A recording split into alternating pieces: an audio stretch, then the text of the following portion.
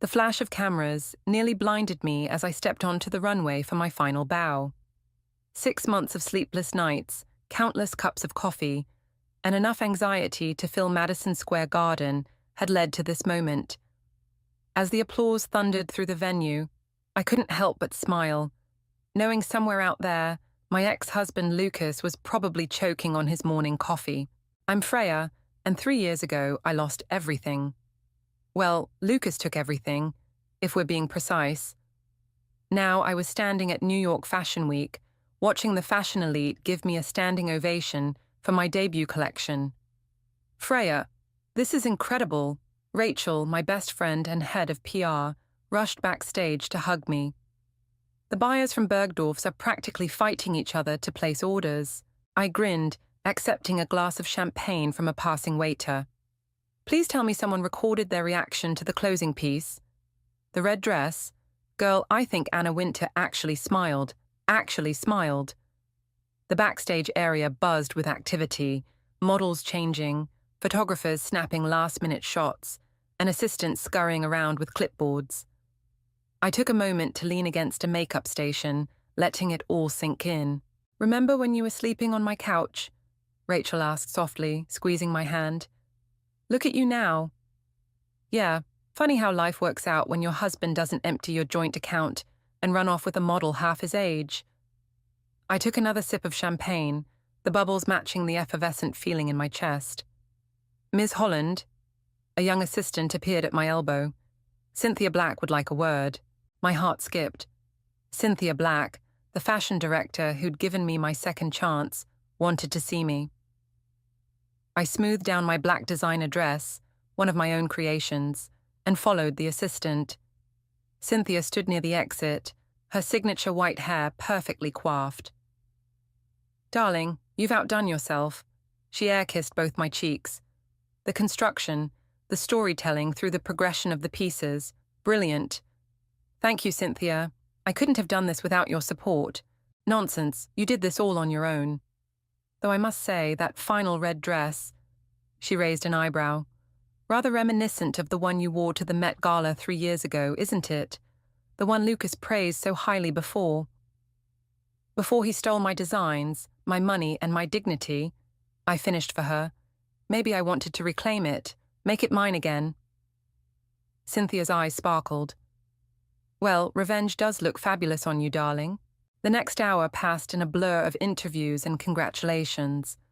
I was answering questions about my inspiration when Rachel appeared again, her face pale.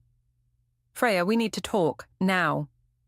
I excused myself and followed her to a quiet corner. What's wrong? She's here. Who's here? Natasha. The champagne turned sour in my stomach. Natasha, the model Lucas had left me for. The one who'd worn my designs while sleeping with my husband. The one who'd smiled sympathetically at me at parties while knowing what was coming. Where? Rachel pointed toward the emergency exit. There she stood, Natasha Crawford, former IT girl and face of major campaigns. But she looked different now. Gone was the confident pose and perfect makeup. She looked haunted, her designer clothes wrinkled and her eyes red-rimmed. Should I call security? Rachel asked, already reaching for her phone. I held up my hand. No, let her come. Natasha approached slowly, like a wounded animal. Up close, I could see dark circles under her eyes, poorly concealed by makeup. Freya, she said, her voice barely above a whisper, I know I'm the last person you want to see. You've got that right. I crossed my arms, aware of Rachel hovering protectively nearby. I need your help. Tears welled in her eyes. Lucas, he's done it again, but this time it's so much worse. I'm in trouble, real trouble, and you're the only one who might understand. I laughed, but there was no humor in it. Understand? You want me to understand? You helped him destroy my life. And now he's destroyed mine too. She grabbed my arm desperately. Please, Freya, I have nowhere else to go. The FBI is involved and The FBI? Rachel interrupted, stepping closer. Natasha nodded, fumbling in her designer bag. She pulled out a crumpled envelope and thrust it at me. Everything's in here. What he did to you, to me, to others. Please, just look at it. After that, if you still want me to leave, I will. I stared at the envelope, my heart pounding. 3 years of rebuilding my life, of pushing past the pain and humiliation. And now this? The universe had a sick sense of humor. You have 5 minutes, I said finally, taking the envelope. Make them count. Natasha's relief was palpable. As she began to speak, I caught my reflection in a nearby mirror. The woman looking back at me wasn't the same person who'd lost everything 3 years ago. She was stronger now, harder, and maybe, just maybe, ready for some real revenge. We should do this somewhere more private, I said, glancing around the bustling backstage area. Rachel, can you handle things here? Rachel shot Natasha a suspicious look. Are you sure about this? No, but I'm curious. I grabbed my coat and bag. There's a quiet coffee shop around the corner. The February wind bit at our faces as we walked. Natasha hugged herself, her thin designer jacket offering little protection against the cold. 3 years ago, I might have felt sorry for her. Now, I just felt impatient. The coffee shop was nearly empty. I chose a corner booth, far from the few other customers, and ordered a black coffee. Natasha got nothing. Talk, I said, spreading the contents of the envelope across the table. Bank statements, photographs, and what looked like email printouts scattered across the surface. Lucas, Natasha's voice cracked. He wasn't just stealing money. He was running a whole scheme. Fashion companies, investors, even models. He took everything. I picked up one of the bank statements. These are from the Cayman Islands. That's where he kept most of it, including what he took from you. She leaned forward. But it gets worse. He was using the modeling agency as a front for money laundering, big money, and he used my name on all the paperwork. I set down my coffee. You're telling me you didn't know? I knew something wasn't right, but I thought... She wiped at her eyes. God, I was so stupid. I thought he was just being clever with investments. By the time I figured it out, he'd already disappeared. When? 3 weeks ago. I woke up and he was gone, along with everything in our accounts. She laughed bitterly. Sound familiar? It did. Too familiar. I examined a photograph showing Lucas at some high-end party, his arm around a woman who wasn't Natasha. The date stamp was from 2 months ago. The FBI showed up at my door yesterday, Natasha continued. They're investigating the money laundering. My name is all over everything, Freya. I'm looking at serious prison time unless I can prove it was all Lucas. And how exactly am I supposed to help with that? Because you know how he works. You saw the signs before anyone else did, and... She pulled out another document from her bag. Because he's still using your old designs. My hands shook as I looked at the paper. Sketches, my sketches, with recent dates. Designs I'd created years ago, now being sold under a different label. Where did you get these? His laptop. He left it behind when he ran. I think he was in a hurry. Natasha's eyes gleamed. There's more. Account numbers, emails, everything. But I need help understanding it all. You worked in finance before fashion. You'd know what to look for. You've got some nerve, I said, my voice cold. You help him steal my life, and now you want me to help you save yours? I know how it sounds. Tears rolled down her cheeks. I was young and stupid. He told me you were the one stealing from him, that you were trying to ruin his career. I believed him because I wanted to believe him, because he made me feel special, like he made me feel special. I gathered the papers, stuffing them back into the envelope. You know what the worst part was? Not the money, not even the designs. It was watching you wear my clothes at events, knowing you were sleeping with my husband. Seeing you both laugh about it in page 6. I'm sorry, she whispered. I know it doesn't mean anything now, but I am so sorry. I stood up, envelope in hand. You're right, it doesn't mean anything. Please, she grabbed my wrist. I'm not asking for forgiveness. I'm asking for help to take him down, for both of us. I looked down at her perfectly manicured hand on my wrist, then at her face. The confident model was gone. replaced by someone who looked as broken as I'd felt 3 years ago. "The FBI," I said slowly. "When are they expecting to talk to you again?" "Tomorrow morning." I pulled out my phone and dialed a number. "Virgil, it's Freya. Remember that favor you owe me? I need a meeting. Tonight. And bring everything you have on international banking fraud." Hanging up, I turned back to Natasha. "My lawyer will meet us in an hour.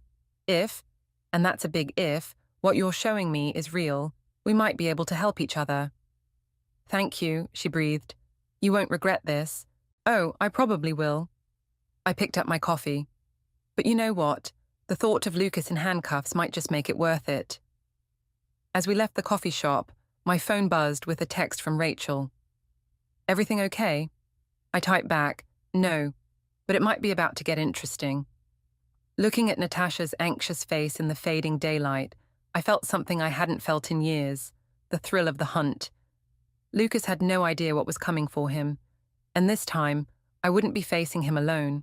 Virgil's office smelled of leather and expensive cologne. He sat behind his mahogany desk, reading glasses perched on his nose as he examined the documents spread before him. The wall clock ticked past midnight, but none of us showed any signs of fatigue. "This is..." Virgil removed his glasses, rubbing his eyes. "This is significantly bigger than what he did to you, Freya." "How much bigger?" I asked, perched on the edge of my chair. "We're talking tens of millions, multiple shell companies, fake investors, forged documents." He turned to Natasha. "And your signature is on nearly everything." Natasha's face crumpled. "Can you help me?" "The good news is, this level of sophistication makes it clear you weren't the mastermind." Virgil shuffled through more papers. "The bad news is, proving that will be difficult without Lucas." "What about the laptop?" I asked. "It's a start, but we need more. Bank records, correspondence, witnesses." He paused, studying a particular document. "Wait, this name keeps appearing. Who's Eddie?" Natasha straightened. "Eddie? Eddie Martinez?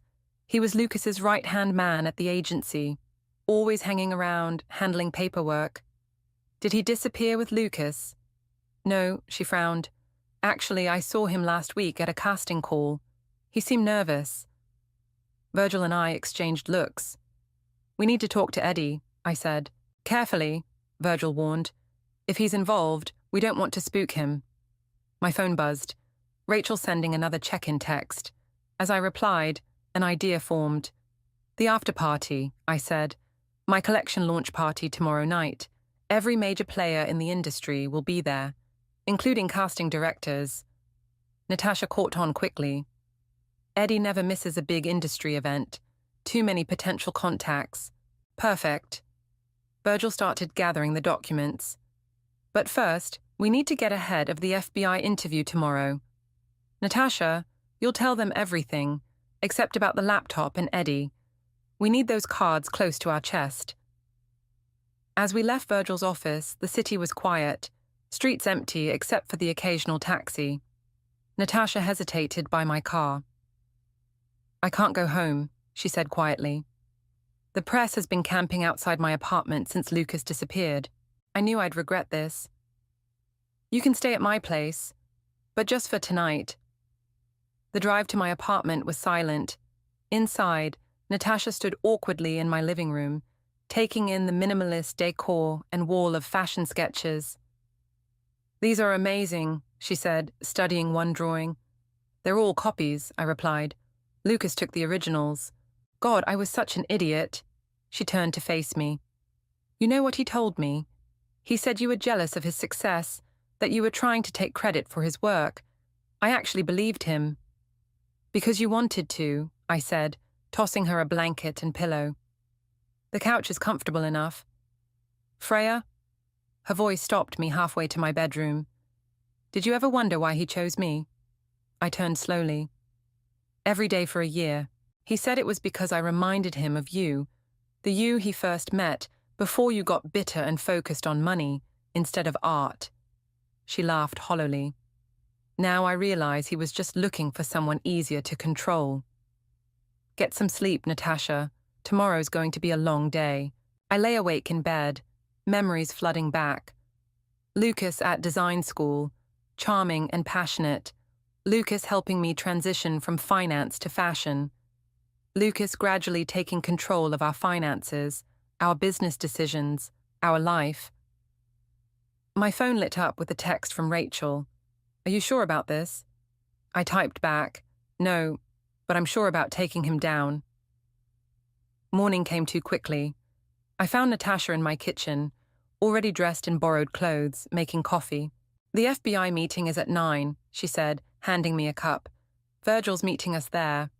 "And tonight," I said, "we find Eddie. What if he runs? Then we'll know he's hiding something." I sipped the coffee. It was good. But something tells me Eddie's looking for a way out too. My phone rang, Virgil with last-minute instructions. As I listened, I watched Natasha staring out my window at the city below. 3 years ago, I'd stood in the same spot, watching my world crumble.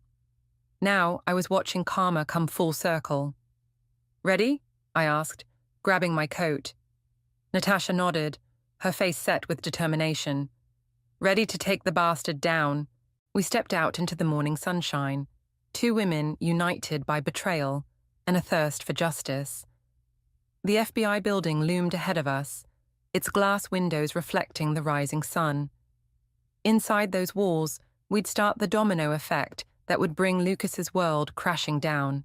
And somewhere in the city, Eddie was going about his day, unaware that his comfortable existence was about to be shattered. Tonight's party wouldn't just be celebrating my collection, it would be the beginning of our revenge. The FBI interview went exactly as Virgil planned. Natasha played her part perfectly, the naive model manipulated by a cunning fraudster. By the time we left, the agents were more interested in Lucas than her. "That went well," Virgil said, straightening his tie in the elevator. "But now comes the hard part. We need something concrete from Eddie tonight." "Leave that to me," I said, checking my phone. "Rachel's already confirmed he's on the guest list." Back at my apartment, Natasha and I prepared for the party. I lent her one of my designs, a sleek black dress that would help her blend in rather than stand out. For once, she wasn't trying to be the center of attention. "How do we approach Eddie?" she asked, applying mascara. "He's paranoid on a good day." "We don't. Rachel does." I showed her my phone screen, displaying Rachel's message. "David's in position." "Who's David?" "Private investigator. He's been following Eddie all week." I smiled grimly. Turns out our friend's been making some interesting trips to Western Union. The party venue was packed when we arrived. Fashion Week always brought out everyone who was anyone, and tonight was no exception. Rachel met us at the entrance, clipboard in hand. "Eddie's at the bar," she whispered. "David says he's made 3 calls in the last hour, all to the same number." "Good." I scanned the crowd. "You know what to do." Rachel nodded and disappeared into the crowd. I watched as she approached the bar, all smiles and charm. Eddie didn't stand a chance. "There's Cynthia," Natasha murmured. "She's heading this way." "Split up," I said quickly. "Mingle, but keep an eye on Eddie. Text if he moves." Cynthia air-kissed my cheeks. "Darling, the collection is all anyone's talking about, but—" She glanced at Natasha's retreating form. "Are you sure about your choice of company tonight?" "Trust me, Cynthia. Everything's under control." For the next hour, I played the gracious host while watching Rachel work her magic. She had Eddie laughing, drinking, relaxing. I caught snippets of their conversation as I circulated. She was playing the ambitious PR rep, fishing for industry contacts. My phone buzzed. A text from David. Eddie just got a text, looking nervous. I watched as Eddie checked his phone, his face draining of color. He made an excuse to Rachel and headed for the restroom corridor. "Now," I texted Natasha. I made my way to the back corridor, arriving just as Eddie emerged from the restroom. He froze when he saw me. "Freya, great party. I was just running." Natasha stepped out from behind him, blocking his retreat. "What is this?" His eyes darted between us. I held up my phone, showing him a photo David had taken. Western Union, Eddie? That's amateur. Lucas taught you better than that. I don't know what you're talking about. But his voice shook. Really? So these transfers to Panama aren't you moving Lucas's money? Or maybe, Natasha added, they're your cut, the price of keeping quiet? Eddie's facade cracked. You don't understand. He'll kill me if I talk. He'll kill you anyway, I said softly. You know too much, just like I did, just like Natasha did. We're all loose ends to him. The FBI is already investigating, Natasha pressed. They'll find everything eventually. But if you help us now, I can't. Eddie tried to push past us, but I grabbed his arm. Those Western Union transfers? The FBI will find them tomorrow morning. Anonymous tip. How long do you think it'll take them to connect the dots? He slumped against the wall. What do you want? Everything, I said. Account numbers, contacts, where he's hiding. But most importantly, proof that Natasha wasn't involved. And what do I get? Immunity, said a voice behind us. Virgil stepped out of the shadows. My client is willing to make a deal with the FBI on your behalf, but only if you give us everything tonight. Eddie looked trapped, desperate. I almost felt sorry for him. Almost.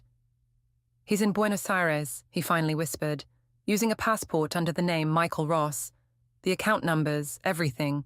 It's all in a safe deposit box at First National. Key? I demanded. Hands shaking, he pulled a key from his wallet. Box 247. But there's something else you should know. He looked at me. Those designs he stole from you, he sold them, all of them, to manufacturers in Asia. My stomach dropped. When? Last week. The papers are in the box, too. I'm sorry, Freya. I really am. Virgil took the key, nodding to someone in the shadows. 2 FBI agents emerged, badges glinting. Mr. Martinez, one said, we'd like you to come with us. As they led Eddie away, I leaned against the wall, processing. My designs, my original designs, were gone, mass-produced somewhere overseas, probably already hitting the market. Freya? Natasha touched my arm. Are you okay? No, I said, straightening up, but I will be. Because now we know where Lucas is, and he has no idea we're coming. Rachel appeared with our coats. David's already booking flights to Buenos Aires. I smiled, a cold, determined smile. Perfect. Time to pay my ex-husband a surprise visit. Buenos Aires in summer was suffocating. We'd been here 3 days, holed up in a boutique hotel, while David tracked Lucas's movements. The safe deposit box had yielded everything Eddie promised: account numbers, contracts, and devastating proof of my stolen designs being sold to fast fashion manufacturers. He's meeting someone tonight, David said, spreading photos across the hotel room table. High-end restaurant in Palermo. Looks like another potential investor. Another victim, you mean? Natasha muttered, studying the surveillance photos. Rachel paced by the window. Are we sure about this? Going in person seems risky. We need him to slip up, I said, examining a photo of Lucas entering his apartment building. He's too careful with emails and phones, but face-to-face? I smiled. That's where he gets cocky. The restaurant's perfect, David continued. Public enough that he can't make a scene, private enough for our conversation. I've already arranged a table next to his. My phone buzzed. Virgil checking in. The FBI was building their case, but they needed Lucas back on U.S. soil to arrest him.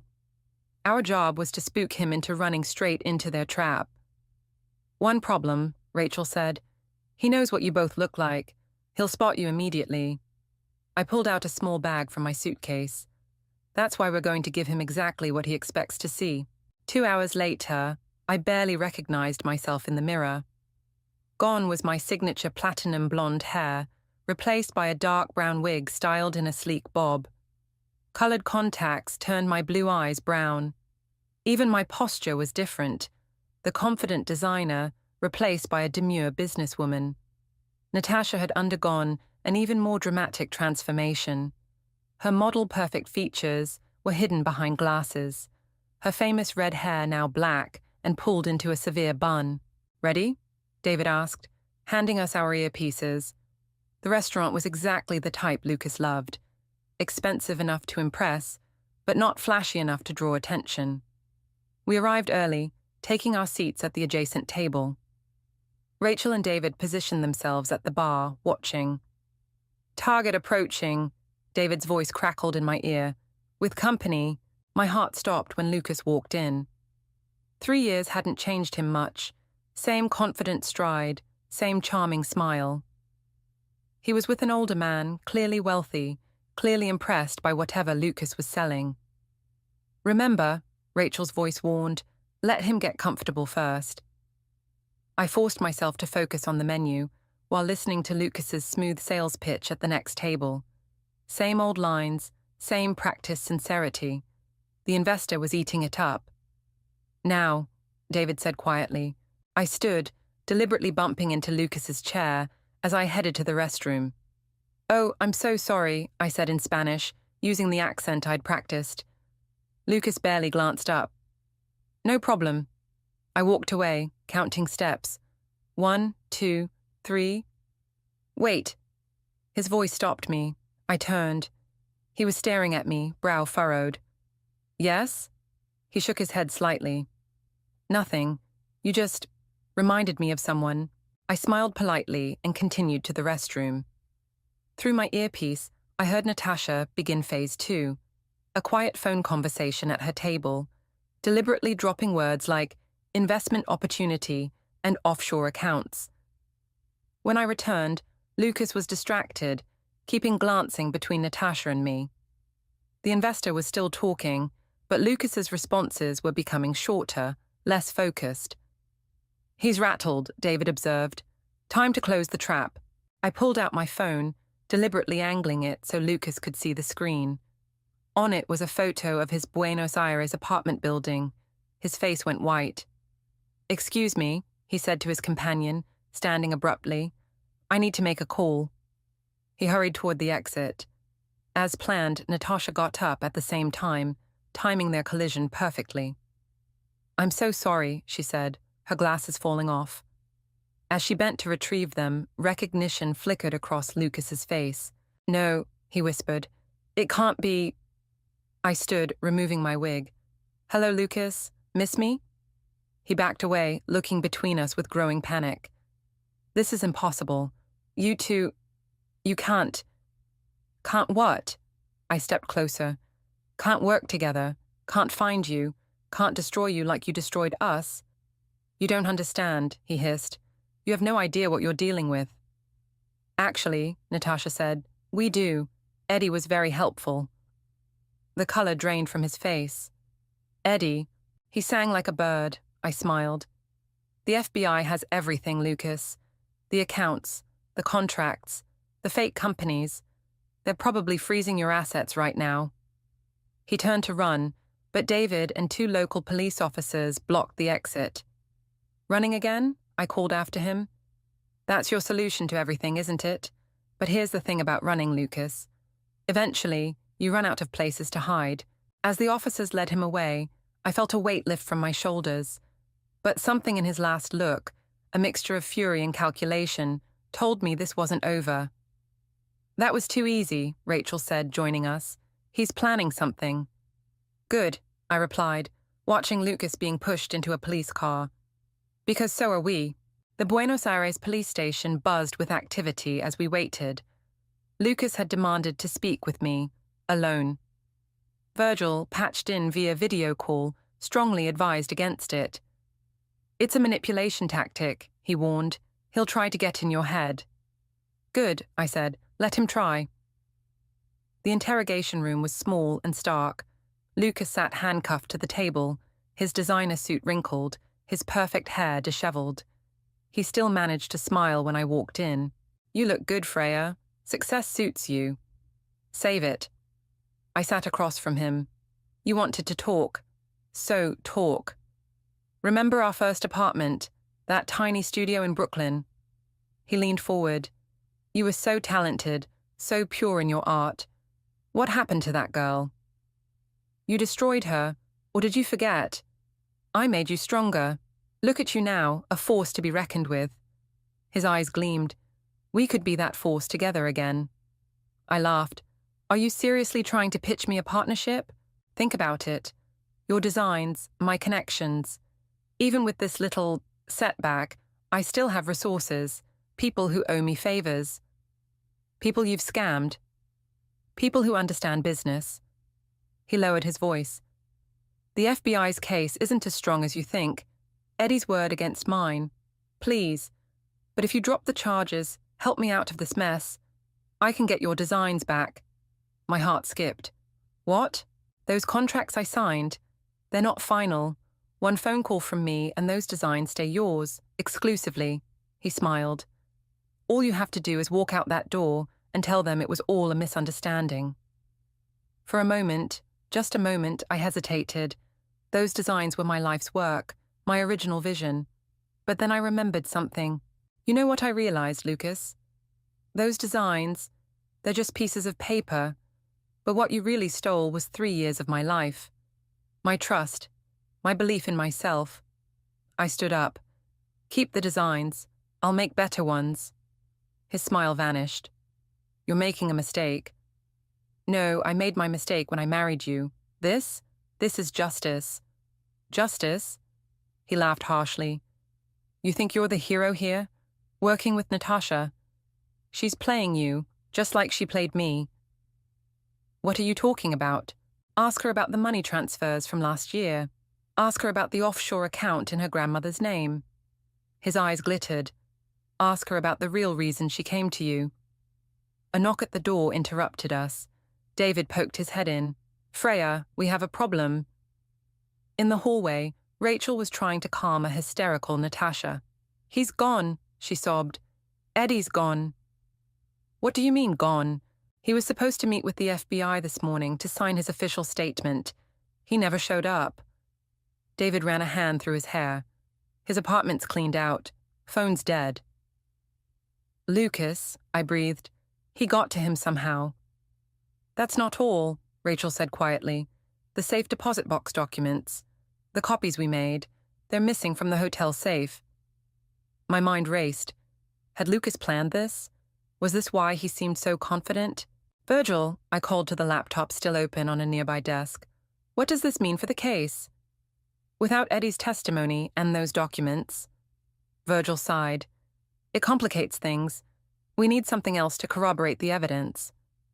I turned to Natasha, Lucas's words echoing in my head. Tell me about the offshore account in your grandmother's name. She went pale. How did you... Lucas told me. Is it true? I can explain, she started, but I cut her off. No more lies. No more games. What aren't you telling me? Tears streamed down her face. The account. It was my safety net. Lucas set it up last year, said it was insurance in case things went wrong. I didn't know where the money came from, I swear. How much? 2 million. Rachel gasped. David swore under his breath. So you came to me, not because you needed help, but because you needed cover, I said coldly. Someone to legitimize your story to the FBI. No, I mean, yes, at first, but then I saw how he'd hurt you too, how many others he'd destroyed. She grabbed my arm. Please, you have to believe me. I want him taken down as much as you do. I shook her off, my mind already racing ahead. David, can you trace Eddie? Maybe. He's not as careful as Lucas. Do it. Rachel, get Virgil everything we have on Natasha's grandmother's account. And you, I turned to Natasha, are going to tell me everything. Every detail you left out, every conversation you had with Lucas about that account. Because right now, it might be the only card we have left to play. Through the interrogation room window, I could see Lucas watching us, that smug smile back on his face. He thought he'd won this round, but he'd forgotten something crucial. I wasn't that naive girl from Brooklyn anymore. And this time, I was ready for war. The next 48 hours passed in a blur of activity. David tracked Eddie's movements to a small town on the Brazilian border. Virgil worked his legal magic, and Natasha's grandmother's account became our smoking gun. The money trail is clear, Virgil explained over video call. Lucas used that account to test his laundering system. Every transaction, every transfer, it all leads back to him. And my grandmother had no idea, Natasha added quietly. He used her name without her knowledge. Which makes it identity theft, Rachel said, on top of everything else. We gathered in my hotel room, preparing for the final confrontation. The FBI had agreed to let us handle the initial meeting with Eddie, hoping he'd be more likely to talk to us than agents. He's staying at a motel just outside the city, David reported, paid cash, using a fake name, but it's definitely him. What makes you so sure he'll help us? Rachel asked. I held up my phone, showing them the email I'd received an hour ago. Because he sent me this, the others crowded around to read it. Eddie's message was brief but clear. I can't live with this anymore. Meet me tonight. I'll tell you everything. It could be a trap, David warned. Of course it's a trap, I replied. But it's also our only chance. The motel was exactly as depressing as I'd expected. A rundown building on the outskirts of town, its neon sign flickering weakly in the dusk. David positioned himself in a car across the street, while Rachel waited in the lobby. Natasha and I approached Eddie's room together. He opened on the first knock, looking worse than I'd ever seen him. Quick, get inside. The room smelled of cheap whiskey and fear. Eddie paced nervously, checking his phone every few seconds. Lucas reached out to you, didn't he? I asked. He's crazy, Eddie muttered. Completely crazy. Threatened my family. Said he'd make sure I went down for everything. We can protect you, Natasha said. The FBI can't stop him, Eddie exploded. You don't understand. He's got people everywhere. Judges, bankers, police. Then help us stop him, I pressed. Give us something concrete. Something he can't talk his way out of.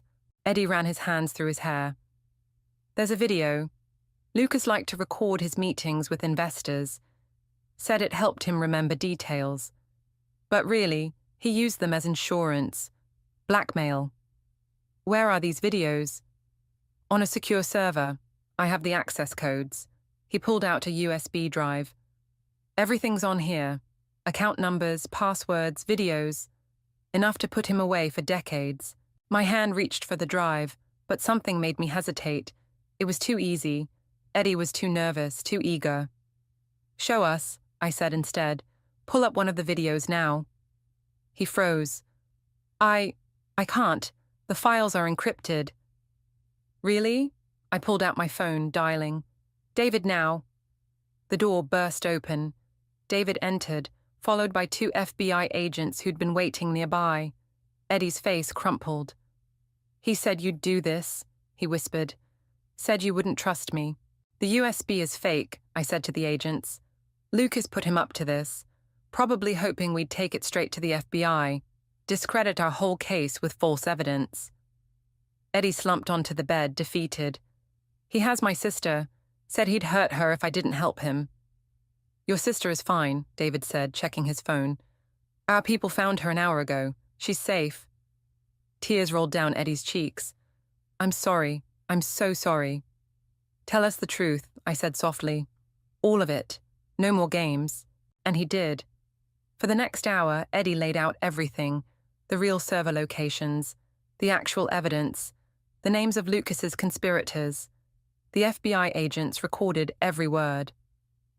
One last thing, Eddie said finally. Lucas isn't planning to stay in custody. He's got an escape planned for the transfer to the airport tomorrow. Someone on the inside. My phone rang. Rachel.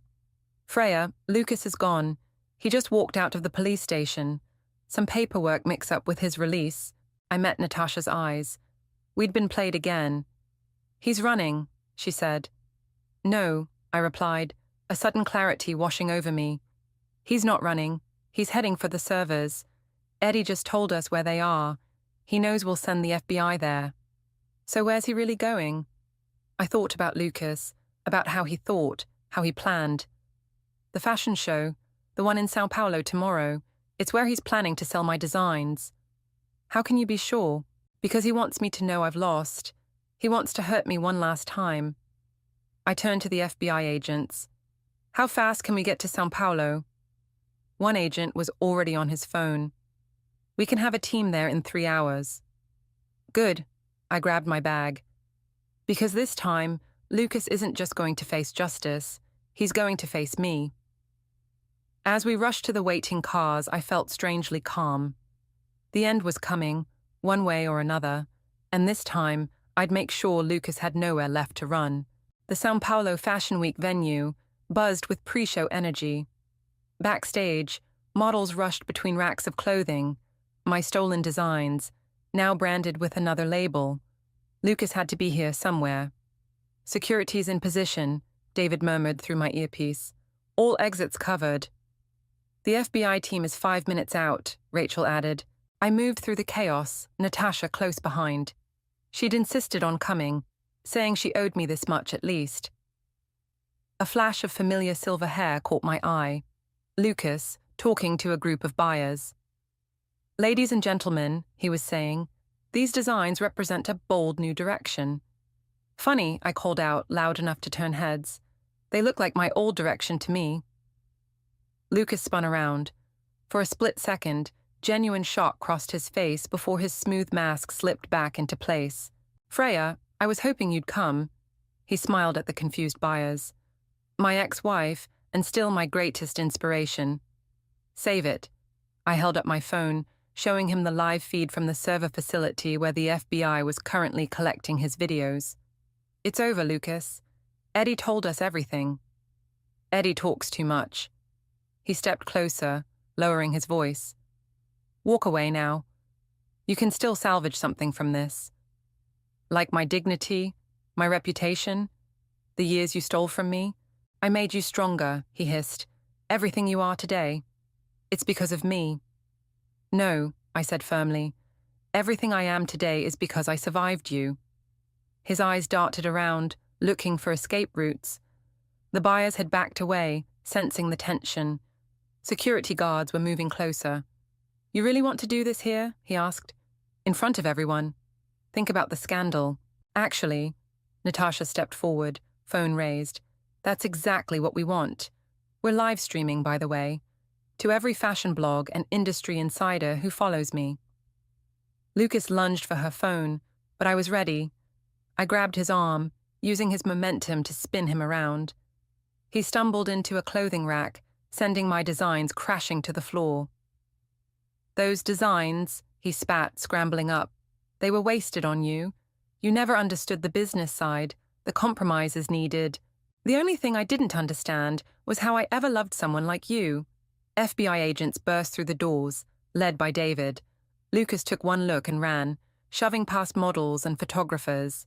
He made it halfway to the emergency exit before Natasha stuck out her foot, sending him sprawling.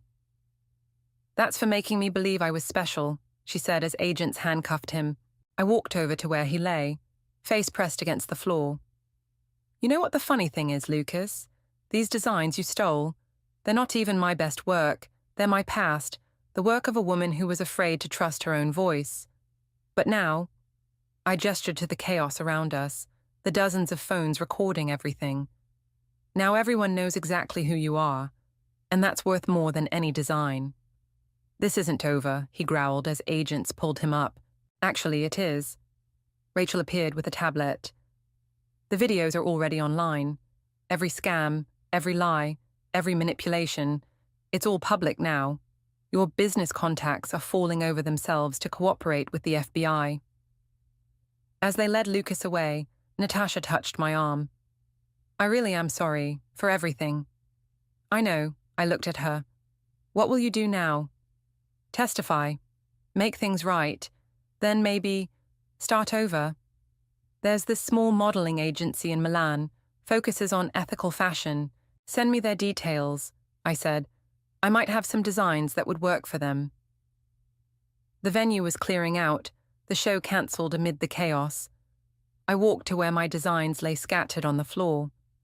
Picking up a dress, I felt nothing but peace. These pieces were my history, but they weren't my future. Ready to go? Rachel asked softly. Almost. I pulled out my phone and dialed Cynthia's number. Cynthia?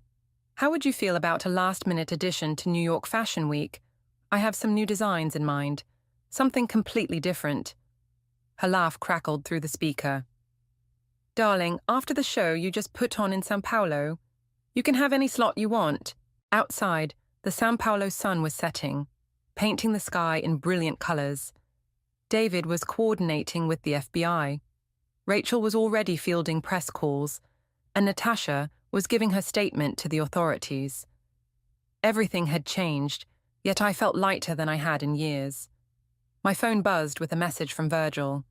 "Justice looks good on you." I smiled, watching Lucas being placed in an FBI vehicle. He'd wanted to be the author of my story, to write my future according to his plans. Instead, he'd become nothing more than a chapter in my past. A reminder that sometimes you have to lose everything to find out who you really are. The next chapter, that was mine to write, and I already had the perfect design in mind.